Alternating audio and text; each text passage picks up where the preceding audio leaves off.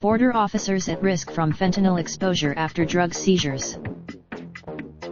Tucson knew the increasing amounts and frequency of fentanyl seizures at the U.S.-Mexico border and other legal points of entry put customs officers at a greater risk of exposure, and the U.S. government is not doing enough to protect them, according to an audit from an internal watchdog group, The Department of Homeland Security's Office of the Inspector General summarized its findings in a report published last week. Customs and Border. Among the key findings was the lack of access to naloxone, a medication used to treat drug overdoses, but which has to be administered within 2 to 5 minutes after exposure. Fentanyl is Once seized, CBP's Office of Field Operations, which handles security at the nation's land, air, and seaports, stores fentanyl in permanent vaults for up to 60 days, or longer if they're prosecuting the alleged smuggler. The report highlighted that in the past 4 years, the amount of fentanyl stored in these permanent vaults has increased from 70 pounds in 2015 to 3,500 pounds as of April 2019. That's enough to kill. Earlier this year, OIG staff visited 7 vaults around the U.S., 5 of them in border cities, including Nogales. They found that even, as an example, they singled out the vault in Nogales. In January, hidden in a shipment of cucumbers. That's the largest. After the record haul, Michael Humphreys, the Nogales area port director, told the Arizona Republic that the drugs would be stored at its vault.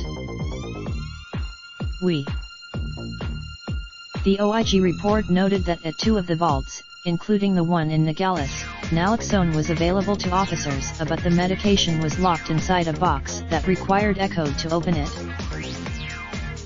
Follow Arizona politics? Our reporters stayed at one of the 2 locations they visited, though it's unclear which one.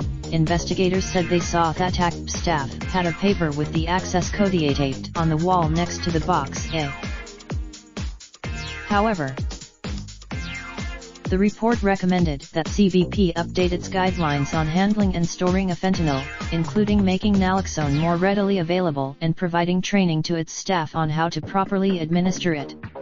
Those guidelines, the lead officer at the Office of Field Operations issued a memo June 24 that ordered immediate distribution of naloxone nasal spray kits and lockboxes to its 6 permanent vaults around the country. The office also updated its guidelines and mandates training for all customs officers that handle seized drugs, including fentanyl, on how to administer the medication by August 30, and makes it a requirement for future hires.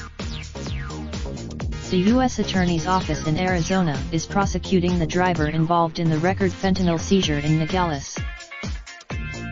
Juan Antonio Torres Baranza, the driver of the tractor-trailer containing the fentanyl and other hard drugs, will face a trial in Tucson on September 17. A grand jury prosecutors moved to destroy the drugs seized as part of the investigation. In an interview with the Republic earlier this year, Guadalupe Ramirez, the director for the Office of Field Operations in Arizona, explained how the fentanyl and other seized drugs are destroyed. Have any news tips or story ideas about the U.S.-Mexico border? Reach the reporter, support local journalism. Today. Subscribe. This article originally appeared on Arizona Republic. Raindrop, drip, drop top, top smoking, no